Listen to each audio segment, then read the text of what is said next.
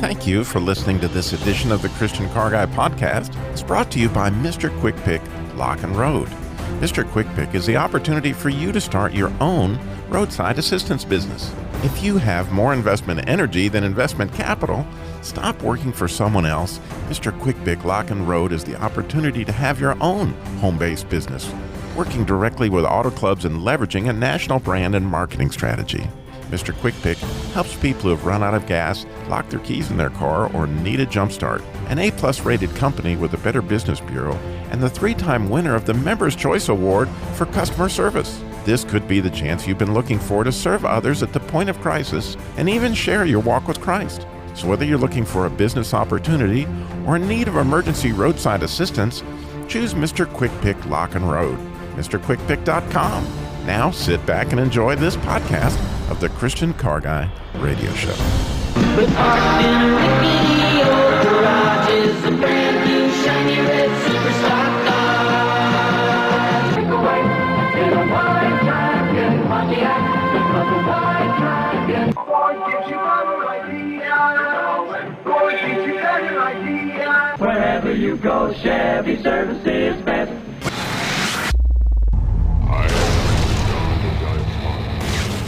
You've lost that driving feeling. Oh, that driving feeling. Christian Car Guy Radio Show. I say this calls for action, and now, nip it in the bud. Nip it in the bud. You got to nip it in the bud. Negotiations Bible style. Bible style. Bible. Negotiations Bible style. See the USA in your Chevrolet. America is asking you to call. Here come the Dutch boys. Those good guys are back. With a look in their eye. They mean business this time. Pontiac, get a white dragon. Pontiac, get a white dragon. Pontiac, it's a breakaway car this year. So what do you think is the best car? I mean, what's the best? Is it Ford? Is it Chevrolet? Is it Honda? Is it Toyota? What is your favorite? What makes it the best? What do you think? If you were to line up and say if the car maker is this is the one. I would love to know the answer in your mind, in your heart, listening right this minute, and I would love for you to call and tell me why you think that. 866-348-7884. And I have Jerry, our Christian Body Shop guy, here to help us to determine this question that we're seeking to find out today.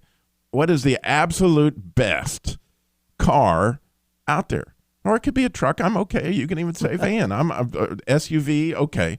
What manufacturer, which brand is your brand? And Jerry, you see this every day. There's none of them that you don't get to work on. Mercedes, or is it Saab or BMW? Which one? I'll tell you, it's all of them, but the thing is, every customer comes in, whatever car they're driving, it is amazing the relationship they have with that vehicle, and will stand by it. And I'm waiting for somebody to call in and say the Yugo is the car. I sold them. I was a Yugo salesman at one point in my career. They got so bad that we had to do a buy one, get one free. 866. They're about ready to go to the buy one, get two free. Next 866-348-7884. 866-34-TRUE. So I want you to picture with me, and the calls are coming in. I'm really glad. Sharing what they think is the absolute best car at 866-348-7884. But along these lines, I want you to picture with me these antique car insignias that would be on these cars when they were originally manufactured back in the 20s and the 30s and whatever. When you start looking at these old car insignias, would you notice something that was in common between them all? And I want you to picture for me the Buick one.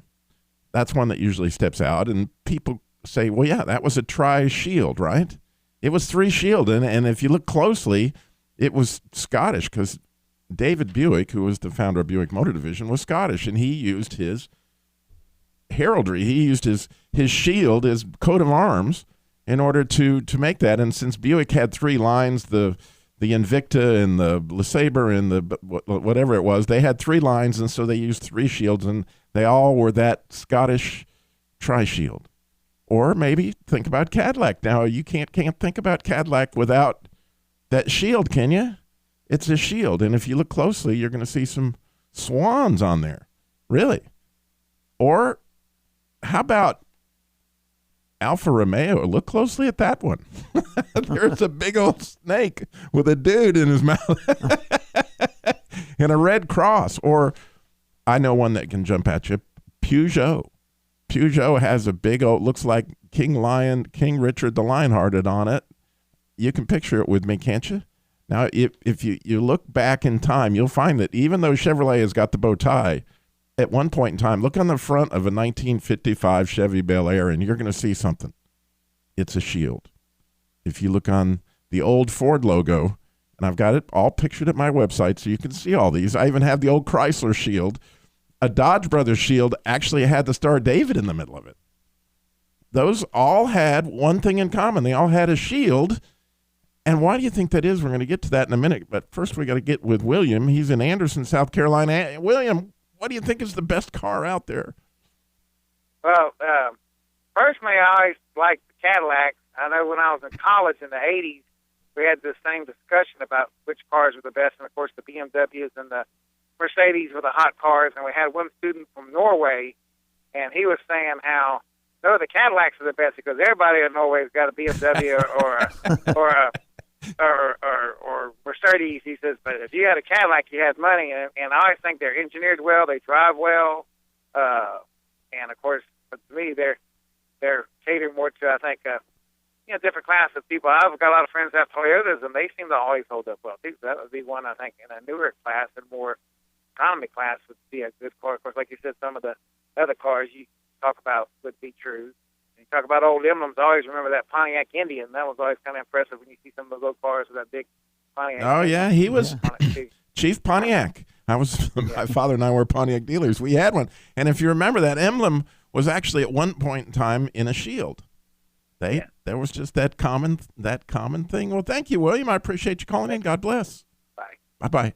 So what are your thoughts? 866-348-7884. What is the best car and why? We got Ken is calling from North Carolina. Ken, you're on the Christian Car Guy Show. Good morning. What do you think is the best? One that's paid for. Oh, you got it. There's the winner. And the first car I ever had, my dad had bought it. It was a Buick LeSabre. It had a vinyl top. And I needed a car, so he let me have it on the bill that I would finish paying for it. But I drove that car. It had over 200,000 miles on it. And my wife wanted to get something else. And I didn't. I went down to the dealership in Greensboro, and they didn't want to give me anything for it, so I decided to sell it for $300 to a friend of mine. His son was in submarine division of the Navy, and he was stationed in Seattle, and he wanted to buy a car to drive where he would, be able to see the country and everything. He drove that car all the way up to Seattle, and he drove it for like 6 months. And, of course, he wasn't hurt, but he totaled that car. He ran into a brick mailbox. There's no telling how long that car would have lasted if that hadn't happened. And it was covered in those 3 shields. See, it protected him. Yes. Those tri-shields. It was a good car. My father. The lifters clicked in that thing the whole time we had it. And it kept going. Yeah. But, my father worked for Buick, so I kind of lived under the tri-shield my whole life. Yeah. Thank you, Ken. God bless you. Okay, bye-bye. Bye-bye. I could picture that red, white, and blue shield like in my dreams. And, those my dad had ties with it. He had lapel pins, you name it. We had tri-shields. 8 off of plates. Yeah. So, and really, I would love if you think it's Honda or some of these new, Korean imports, Hyundai or Kia. What are your thoughts, really? What do you just believe in your heart of hearts is the very best car? And I think it'd be really helpful. You understand why. The more you call in today, the more people will get this view out there. We would love to have it. 866-348-7884 is the number to call in. 888-866-34-TRUTH if you're digitally gifted. But I want to develop this a little bit more. And, of course, we're going to have our appraisal by the Real Black Book, and we're going to talk about the Jesus Labor Love. We're going to go all there, but before we do that, I want to develop this whole idea about shields. Yes, they are all shields. Picture them in your mind. And so what would a shield have to do? Why do you think that those car manufacturers used a shield to indicate that their car was the best? Well, I think that if you really begin to process this, and actually God had me on a lesson plan this week, and all week long he was teaching me about shields. And I saw them if you start looking around, you're going to see that interstate signs are shield, policemen carry shield, fire, shields are everywhere. But for centuries, the shield was a huge, huge deal. And it had to do with if you were traveling, anytime you traveled, and if you read the Bible, you can see if somebody got on the road, like the Good Samaritan, there's a good possibility they're going to get hurt. And so you're away from home, and being safe is a huge deal. And so this idea of a shield would give you this essence of safety. And, of course, people that were in the ancient times, and the Greeks, they understood shields at a level that we don't even begin to understand shields. In fact, to a Greek soldier, their mother, when they sent him out, and this is true, the mother would say, you either come back with your shield or on it. Or if you think about your coat of arms, where was it found? It was your family's heraldry, and that's what you see on these shields that are on these cars. And what is that trying to tell us about the manufacturer behind it? And what does that have to do with the shield of faith? In Ephesians 6, we got so much Christian Car Guy show coming your way, but we need your call. What's the best car? 866-348-7884. If a Mustang Grande married an Indian prince, would it be called Mahatma Grande? There's the hot new Mach 1 coming on with all-out performance. Hey, that Mach 1 really cuts it. That's Mach the knife. Mustang 69 at your Ford dealers now. So what do you think is the best car? That's the question today at the Christian Car Guy Show. And there's a very specific reason we're asking this. Because honestly, if you think about what you believe is the best car, chances are you have faith that that car is not going to leave you on the side of the road. You believe that it's when you push the key and then it's going to start. You believe that if you're taking your family on vacation and you're in the middle of, the swamps in Louisiana, that all of a sudden you're not out there fighting alligators. Whatever that looks like. And so for that very reason, they have used shields in logos for since the beginning of the automobile business to illustrate that to you can have faith. It's interesting. The shield of faith is that you're going to have faith in this car. And if you think about it, it's really cool. What Paul said in Ephesians 6:14, I believe it is, above all, take up the shield of faith. And we're going to get a lot into that, but I want to and at risk it making myself look like a complete crook, which I probably was at one point in time, to share what faith will do for you, okay? Picture that Robbie's out there. He's a Pontiac salesman. He's about 22 years old, and I'm a car salesman. Okay, so I'm a car salesman. And I had come out of the service department, and I had learned lots of different techniques by going to different schools that Pontiac had or Volkswagen had. I'd gone through quite a bit of training. And Volkswagen had a lot of problems back when I went to their school with cars, people complaining that their car wasn't getting the gas mileage that was on the window stickers. Because the window stickers back then, they just started putting it on the sticker that it was supposed to get 22 miles a gallon. And Volkswagen has always had problems with their integrity. But anyway, so what they taught us as young service advisors was that if this person is complaining that they're not getting enough gas mileage, you take them out to the gas pump. And you tell them, look, I want you to put 1 gallon of gas in, right? You fill the tank all the way up. Just fill it until you cannot put any gas in. Picture this with me, that you filled up this Volkswagen Rabbit gas tank and you could get another ounce of gas. Just tell the customer, put as much gas as you can in it. And then say, now we're going to go drive, if it's 28 miles to the gallon they're supposed to get, we're going to drive 14 miles out and we're going to drive 14 miles back. And we'll see if you can put a gallon of gas back in the gas tank. And they said, always do this early in the morning. Now, if you understand some dynamics of expansion here, that if gas that's down in the ground is cold, and so, you'll go try this in your car. You'll see it works every time. If you put a gallon of gas in a car and you fill it up till it's click, click, click, click, click, which, by the way, is really bad. Don't do that because you can mess up your car by going click, click, click, click, click. I teach about that. But that's what you do. So this man came up. Now, this is 5-6 years later. I'm selling a Pontiac Le Mans, and this man comes up, and he's like, that window sticker, that's the biggest bunch of junk ever. There's no way in the world that car will ever get that gas mileage. And he would not stop. He just would not stop. Until finally I said, well, let me ask you this. If it'll get that much gas mileage, which at the time it was like 19 miles a gallon, will you buy the car?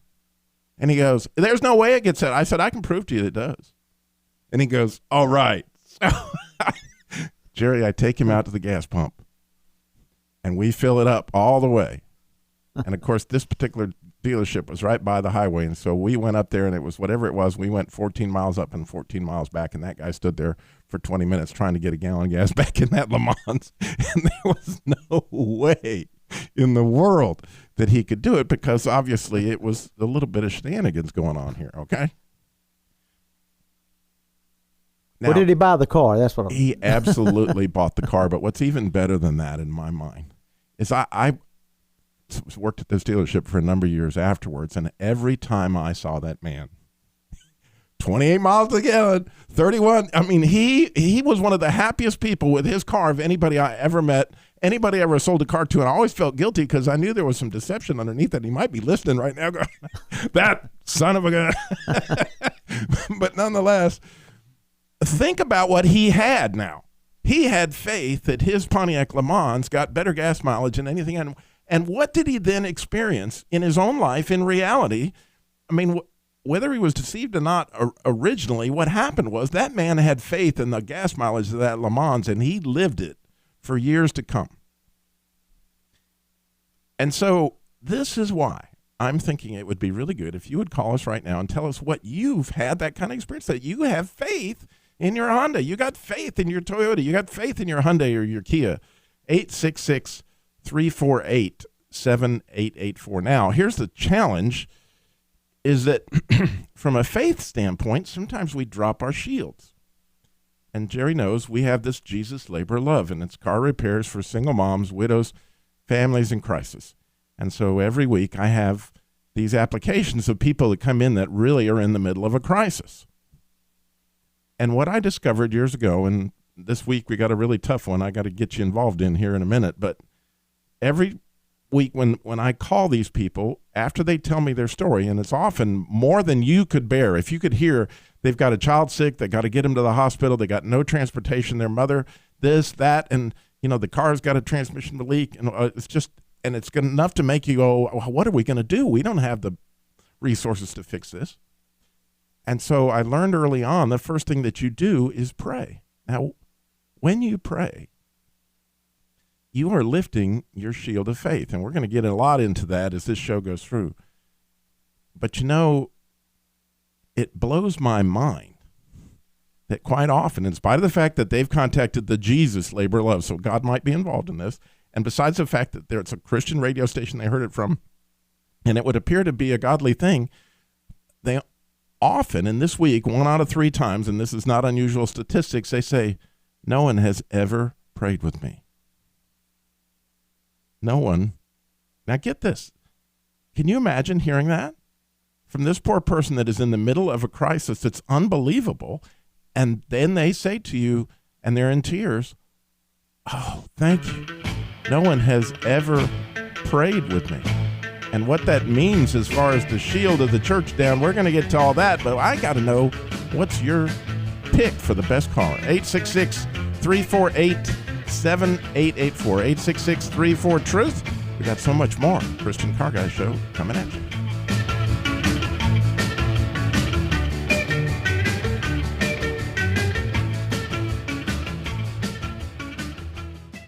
See the USA in your Chevrolet, America's asking you to call. Drive your Chevrolet through the USA. America's the greatest land of all. On a highway or a road along a levee, performance is sweeter, nothing can beat her. Life is completer in a Chevy.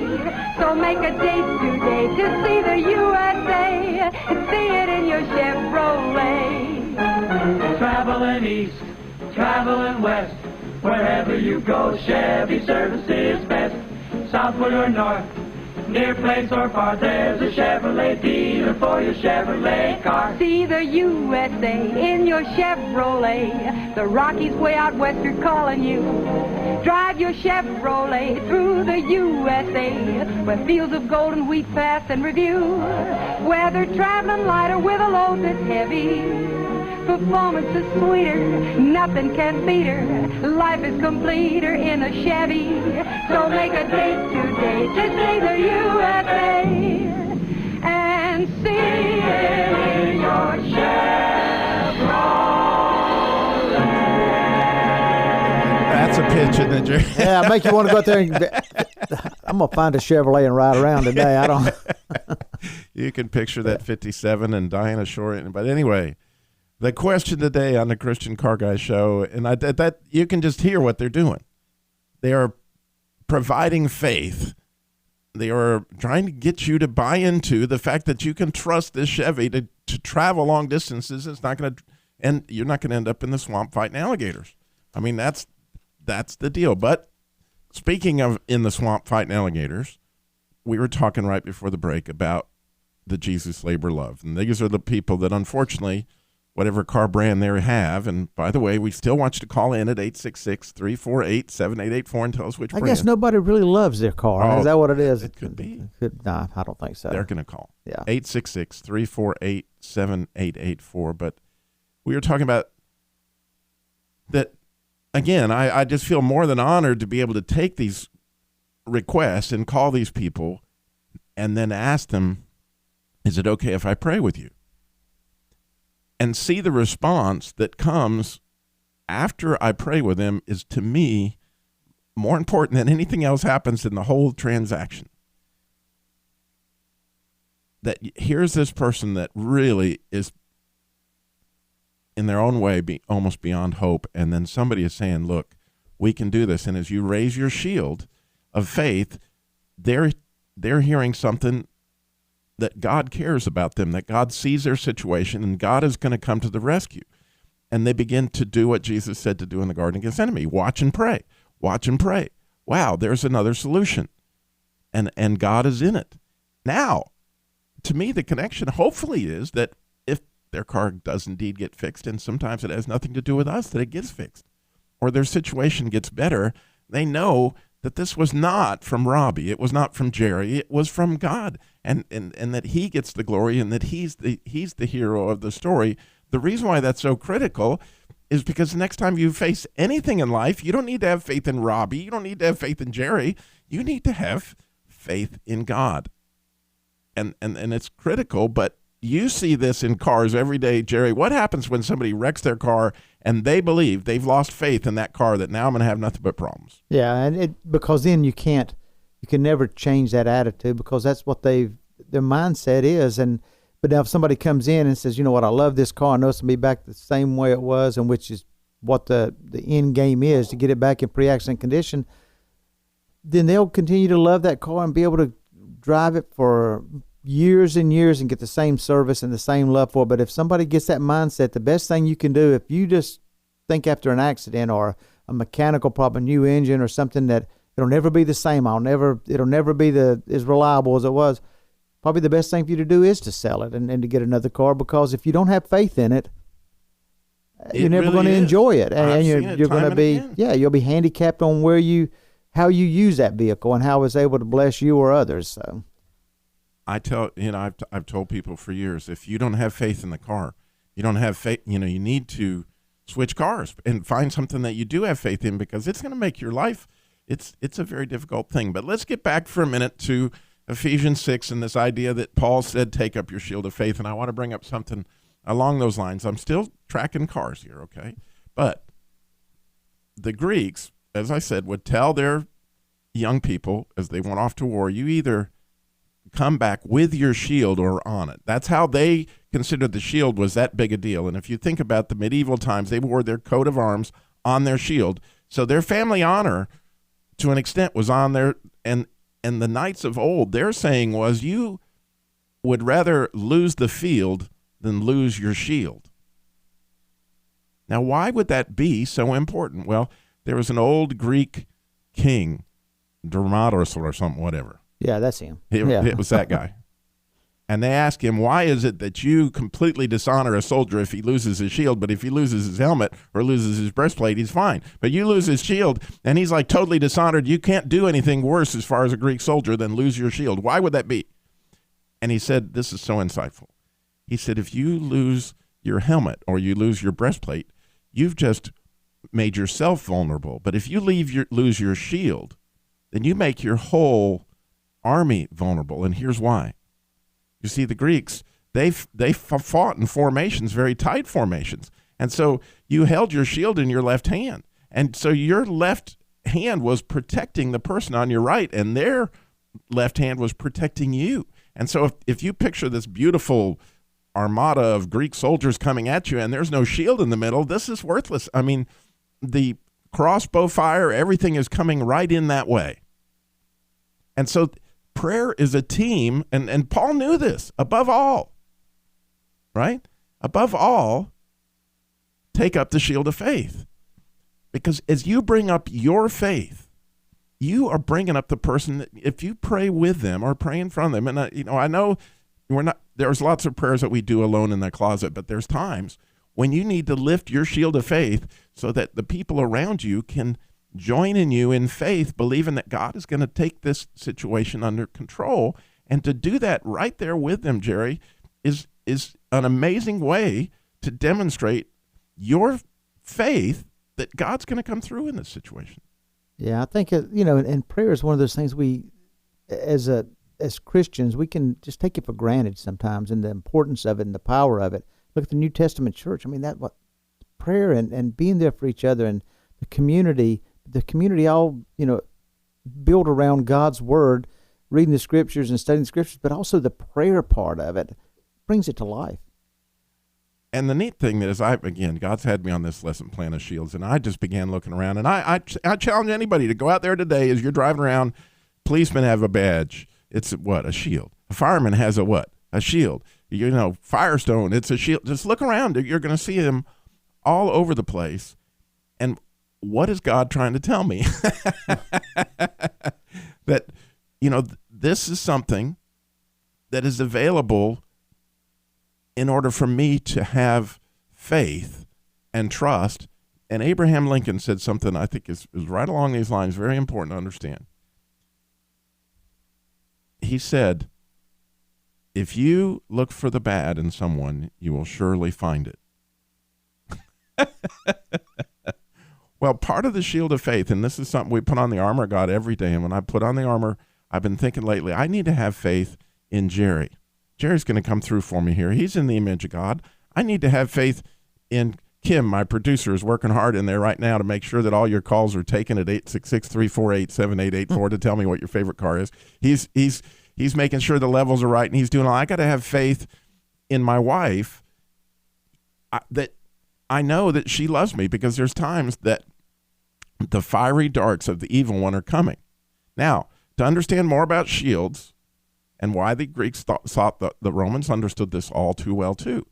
And what Paul said right after that line about take up your shield, the next thing he said was to extinguish the fiery darts of the evil one.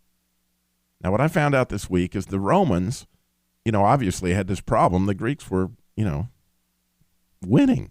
And so we have to do something against this whole shield idea. And so they came up with these real heavy javelins, and they put pitch on the end of them, set them on fire. Now, if you throw a really heavy javelin at these Greek shields were wood, and so you throw this big, heavy on-fire javelin and hit this whole Greek line and they would throw thousands of these. You can picture these heavy javelins coming, and now you've got a shield that's just been hit by a 15-pound javelin, and it's on fire.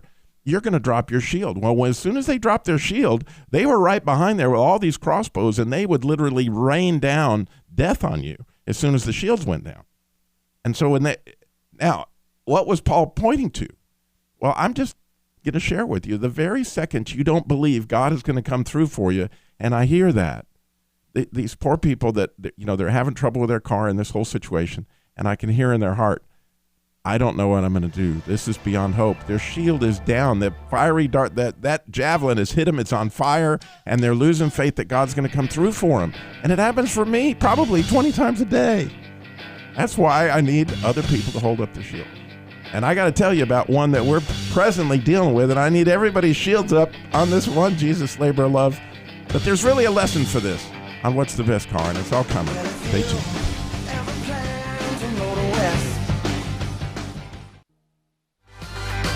Got a mountain and sing away.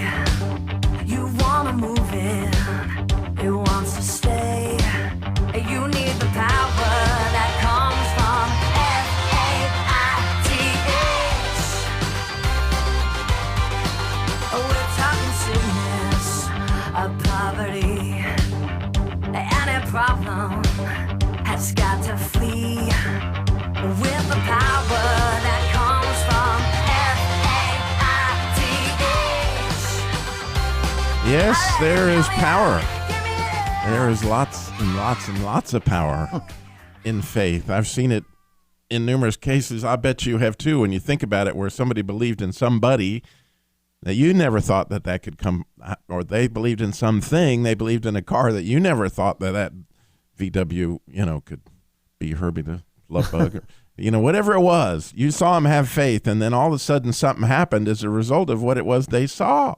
And that shield is phenomenal, and it's illustrated throughout all sorts of things. But Jerry, before we get into the Jesus Labor Love shield issue that we got to talk about, we got another kind of shield. We got a listener who wants to know about undercoating. Yeah, I got an email a few weeks ago, a gentleman in Utah, a listener who had purchased a used truck and was asking a question about getting the undercoating or the body shield underneath it for protection, especially with him being in Utah, being a rust issue. And he had gone to a dealership, and the question was, what was my opinion of doing the coating underneath the vehicle? Because the dealer told him he didn't necessarily need to do that.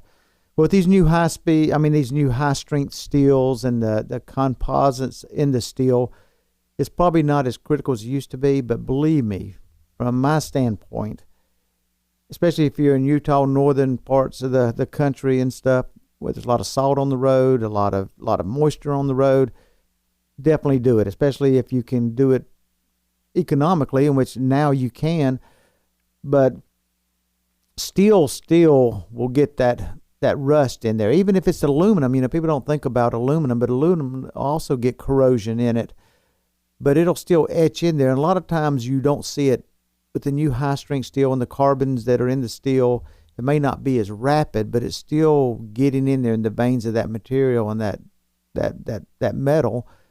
And you'll still have that rust problem. So, and if not you're to listening, mention that undercoating itself a lot of is an benefits. insulation, and it takes away road noise. The manufacturers have used it for years to get rid of road noise and heat that comes off the ground. To be cooler in the summer, and it'll obviously keep warmth in there too. It's insulation, as well as obviously protecting you against.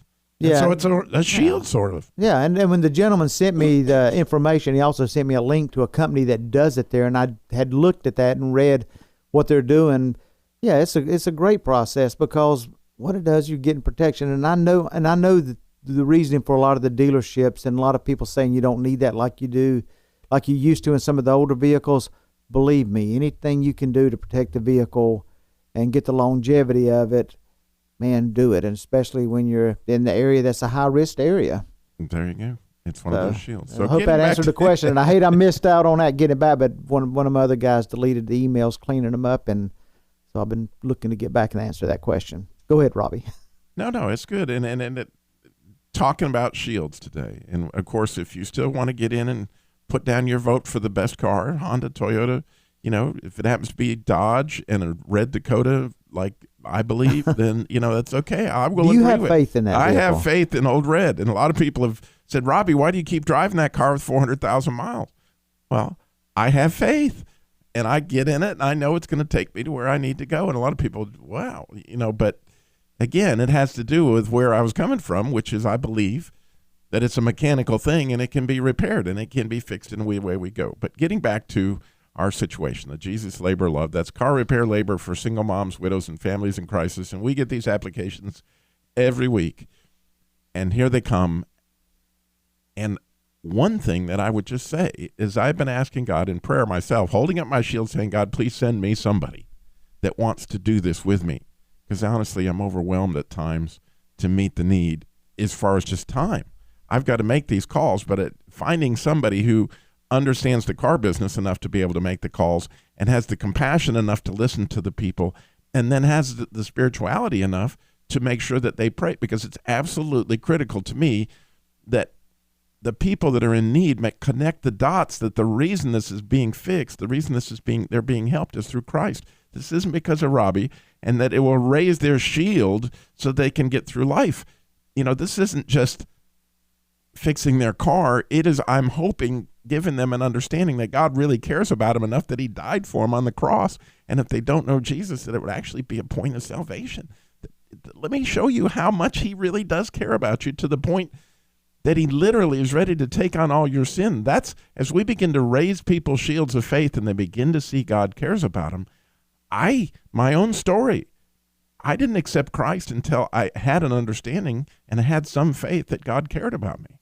And so these are things that we can do, but what I'm saying is we need volunteers.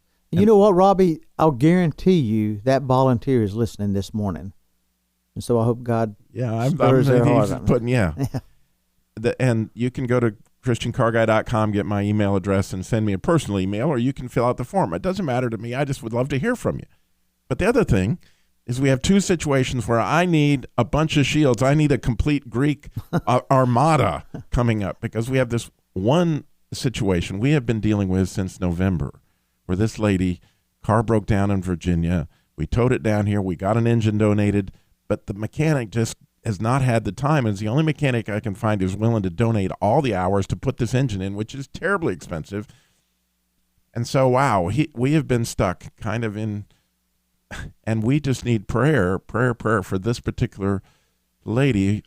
She has been waiting and crying, and we've been praying together, and she has another car that we're trying to keep on the road and all this, but that particular situation, man, do we need your prayers. I need prayers that we can get that car in and get it fixed. But then we got into another one, and donations, a car, I need something.